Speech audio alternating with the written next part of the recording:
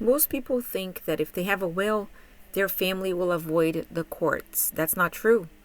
Let me explain the difference in between the will and the trust in about a minute. A will is basically a written set of instructions. It says who gets your assets, who handles your affairs, sometimes your medical or burial wishes. But here's the catch.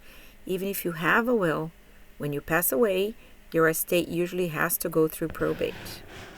Probate is the legal process where the court verifies and makes sure that the distribution of your assets is done how you wrote down. Now, the trust is created while you're still alive. You place your assets, like your home, your accounts, your investments, into the trust, and you become the manager of your assets. The owner is the trust. The difference is when you pass away, there's no probate.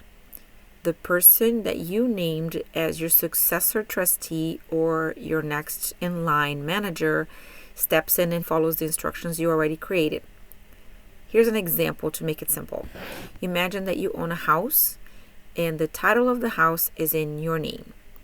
If you pass away with a will, that property typically goes through the probate process before it's transferred to your next of kin or heirs or descendants.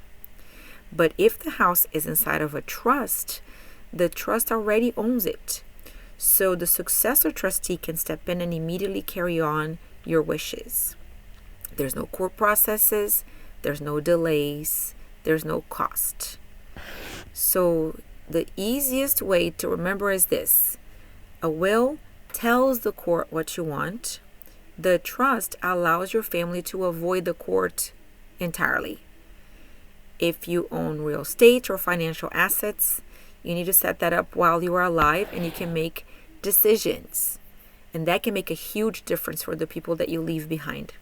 Because the goal of estate planning isn't just deciding who gets what, but it is making sure that the transition is as simple as possible for the ones you love.